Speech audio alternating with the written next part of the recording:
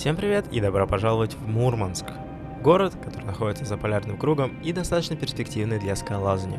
К сожалению, лазательный сезон здесь не очень большой, лазать можно только пару месяцев, только летом, когда нет дождей, с большим количеством комаров, но тем не менее, скал здесь достаточно много, есть и болдеринг, есть и трудность. Район находится в черте города, поэтому вы можете прилететь из аэропорта добраться на такси или на автобусе за час и сразу попасть на скалы, потому что самый ближайший болдеринг находится прямо в центре города. Для того, чтобы было более наглядно посмотреть на то, как выглядит болдеринг, я буду использовать одно из самых лучших приложений в России, это AllClimb. У него есть офлайн карты, по которым вы можете без проблем посмотреть трассу. Первое место, где можно полазать, это Зеленый мыс, болдеринговый район, который находится в черте города, прекрасным видом на Мурманск и Кольский залив. В комментариях к видео можете написать, сколько времени, а я вам расскажу, что сейчас 23 часа 44 минуты, и мы только прилетели в Мурманск. Около района Зеленый мыс находится очень красивый живописный парк с видом на озеро. И дальше надо пройти на самый верх холма, и там будет россыпь камней. От одного камня до другого идти не очень далеко, от нескольких минут до 7-8 минут. Единственный минус в том, что эти камни разрисованы граффити. Из-за того, что они находятся довольно близко к городу, многие здесь проводят вечера и развлекаются, рисуют на камнях, что я, конечно же, не приветствую.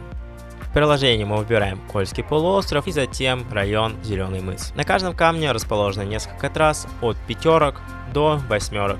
На некоторых камнях есть четверочки и даже тройки А. Очень простые трассы, которые я попробовал без крашпэдов. Трассы действительно неплохие, камень не сыпется, хотя со стороны может показаться, что он достаточно сыпучий. Это не так. Хороший, но при этом старый гранит. Трение очень классное. Несмотря на то, что совсем недавно прошел дождь, камень успел высохнуть, поэтому если погода обещает быть немного дождливой, но при этом солнечной, то камни, как и в Карелии, достаточно быстро сохнут. Плюс к тому, что здесь очень мало деревьев, они невысокие, не загораживают скалы, поэтому скала высыхает намного быстрее, чем на Треугольном озере или в Лейтлахте. Следующий скалолазный район – это озеро Скалистое. Находится в 15-20 минутах езды от центра города, на такси можно добраться за 200-400 рублей. Скальный район находится около озера, поэтому здесь очень много комаров, и без спрея обойтись не получится. Трассы здесь очень простые, пятерки и шестерки А. Есть чуть более тяжелые трассы, но в основном это трассы идеально подходящие для новичков. Достаточно хорошее место для страховки, внизу около камней, большой развал с хорошими площадками. Также если вы очень сильно захотите есть или пить, недалеко, в 10 минутах ходьбы, есть заправочная станция, на которой можно купить поесть.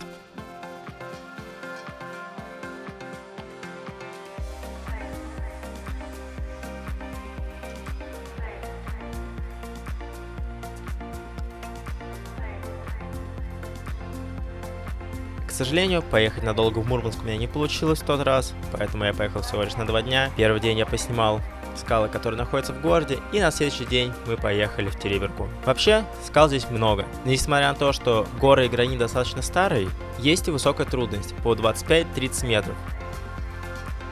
Скалолазный район Абрам-мыс, который находится с противоположной стороны от города Мурманск, богат большим количеством простых трасс, шестерки А и шестерки Б. Новичкам и любителям здесь очень понравится. Солнечная сторона, на которой почти всегда очень тепло и сухо. Также есть несколько семерок А и пятерки. Трассы идеально подойдут для выезда с учениками, которые лазают от 6А до 6С.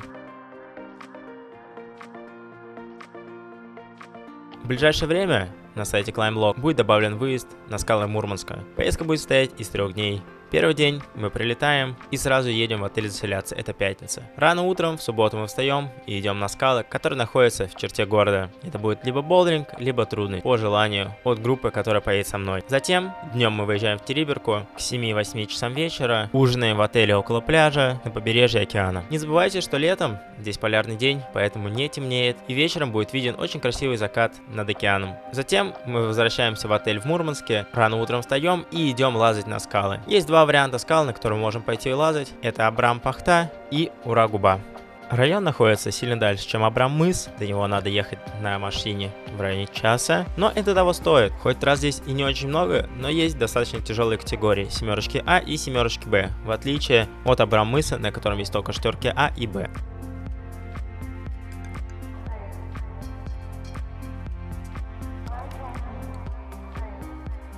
Из-за удаленности и отсутствия нормального сезона здесь очень медленно развивается скалолазание. Но несмотря на это, здесь есть в Мурманске небольшой скалодромчик, на котором тренируются много людей, ради которых пробиваются здесь трассы. И каждое лето они выезжают на скалы, чтобы тренироваться.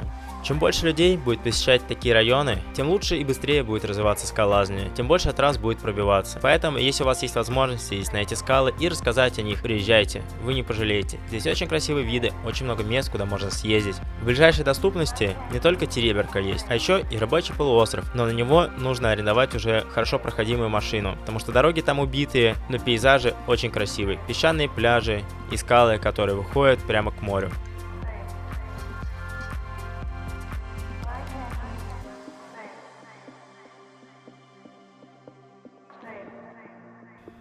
Первый раз я побывал в Мурманске совершенно спонтанно, как и второй. Меня просто позвали куда-то съездить, и я согласился. Подумал, окей, никогда не был за полярным кругом, почему бы не побывать. Оказалось, очень красивое место с неповторимым пейзажем. Высоких деревьев нет, потому что это Заполярье. Чем ближе к океану, тем меньше деревьев, а около океана вообще деревьев нет. Старые военные заброшенные здания, оружие, которое было использовано во время Второй мировой войны. На дне, как говорят местные, большое количество затонувших кораблей. Ближе к Финляндии многие люди увлекаются дайвингом и ныряют туда, рассматривая военные корабли. Первый раз, когда я сюда приехал, мы ехали из аэропорта в сторону Мурманска, и я удивился от огромного количества камней, которые находятся в лесу. То есть они прям с дороги видны. Подходи и чисти. К сожалению, все они не почищены, но потенциал болдеринга здесь огромный. Нужно будет обязательно приехать в начале лета, попробовать почистить какой-нибудь район, посмотреть скалы, ведь болдеринговых трасс здесь огромное количество, намного больше, чем трудностей.